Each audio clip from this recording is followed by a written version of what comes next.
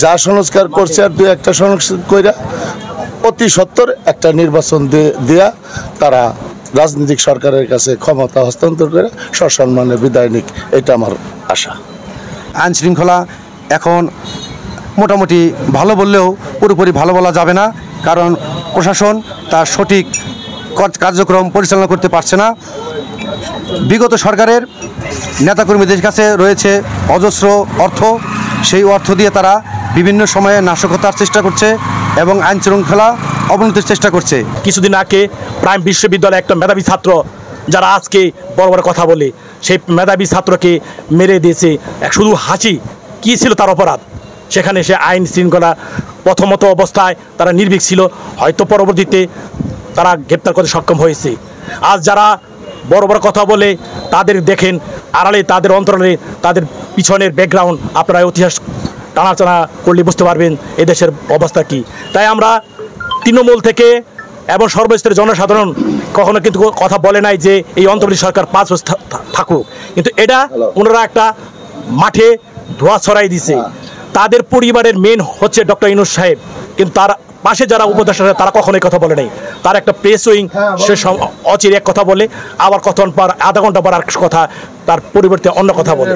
তাই আমরা তৃণমূলে যারা সাধারণ মানুষ, আমরা অত সাধারণ কিছু বুঝি না। আমরা চাই একটা সুষ্ঠু সুন্দর একটা বাংলাদেশ। অনেকেই চাচ্ছেন যে ডক্টর ইউনূসের সরকার আগামী 5 বছর থাকুক, তো এই বিষয়ে আপনার মতামত কি? আমার মতামত হইল ইমিডিয়েটলি একটা জাতীয় নির্বাচন দিয়ে, এই ইউনূস সরকারের কাজই তো জাতীয় নির্বাচন দেওয়া। জাতীয় নির্বাচনের পরিস্থিতি প্রায় বছরের মতো চলে গেল, 10 মাসের মতো, এখনও তারা কোনো পদক্ষেপ নিতে পারতেছে না।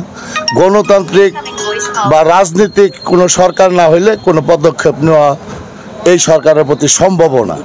কোনো কিছু পাশ করতে হইলে, কোনো কিছু করতে হইলে রাজনৈতিক সরকারের দরকার।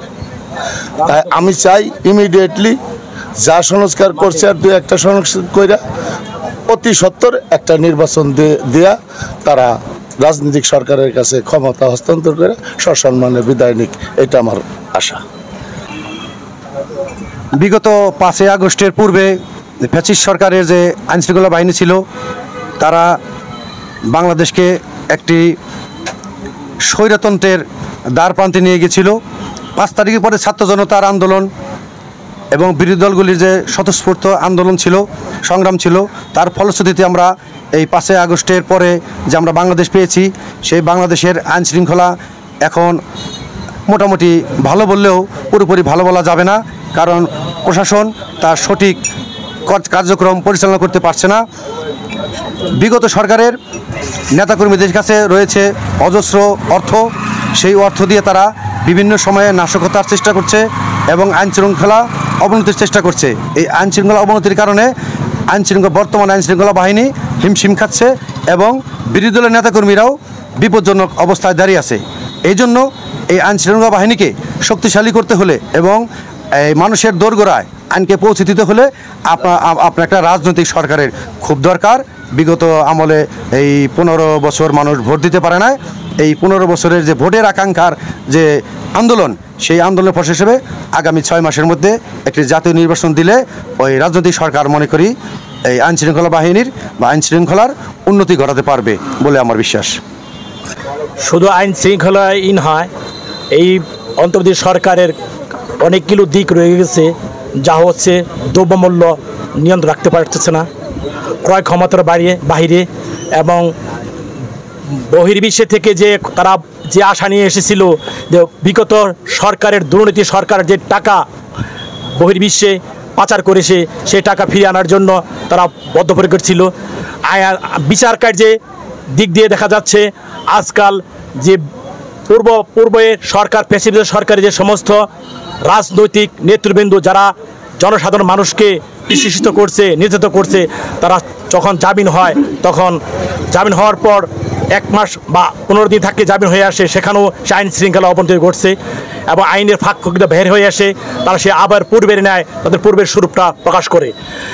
আপনি জানতে পারবেন বিগত 15-16 দিন আগে মানিকগঞ্জ একটা পূর্ববর্তী সরকারের যে সমস্ত নেতারা জামিন হয়েছিল সেই সময় তারা সেখানে পুলিশ বাহিনীর সামনে জয় বাংলা জয় বঙ্গবন্ধু বলে গাড়িতে বলে, তখন সেখানে পুলিশ বাহিনী নির্ভর, কারণ এখানে তৃণমূল থেকে সর্বোচ্চ পর্যায়ে এখনও সেই দোসররা ফ্যাসিবাদ দোসর রয়ে গেছে।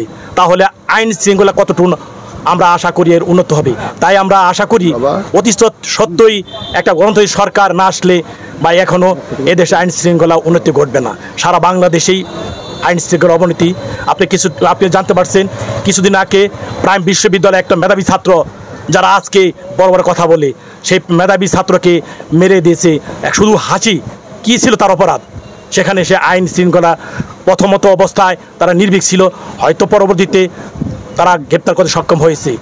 আজ যারা বড় বড় কথা বলে তাদের দেখেন আড়ালে, তাদের অন্তরালে, তাদের পিছনের ব্যাকগ্রাউন্ড আপনারা ইতিহাস টানাটানা করলে বুঝতে পারবেন এদেশের অবস্থা কী।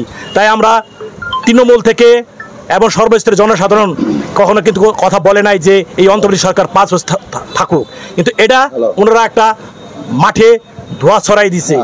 তাদের পরিবারের মেন হচ্ছে ডক্টর ইউনূস সাহেব, কিন্তু তার পাশে যারা উপদেষ্টা তারা কখনোই কথা বলে নাই। তার একটা প্রেস উইং, সে অচিরে এক কথা বলে, আবার কতক্ষণ পর আধা ঘন্টা পর আর কথা, তার পরিবর্তে অন্য কথা বলে। তাই আমরা তৃণমূলে যারা সাধারণ মানুষ, আমরা অত সাধারণ কিছু বুঝি না। আমরা চাই একটা সুষ্ঠু সুন্দর একটা বাংলাদেশ। বিগত 15 বছর এদেশের জনসাধারণ মানুষ খুব নিষ্পেষিত হয়েছে, তারা চায় ভোটাধিকার প্রয়োগ করে একটা সুষ্ঠু সুন্দর একটা সরকার আসুক। যে সরকারই আসুক সেই সরকারের মাধ্যমে পরবর্তী সংস্কার হবে। বর্তমান যে অন্তর্বর্তী সরকার আছে ওনারা যে মূল সংস্কারগুলো করে এবং তাড়াতাড়ি একটা নির্বাচনের রুটম্যাপ ঘোষণা করে, ডিসেম্বরের মধ্যে রুটম্যাপ নির্বাচন ঘোষণা করে দেশের গণতন্ত্র সরকার হাতে সরকার দিয়ে তারা সসম্মানে বিদায় হোক।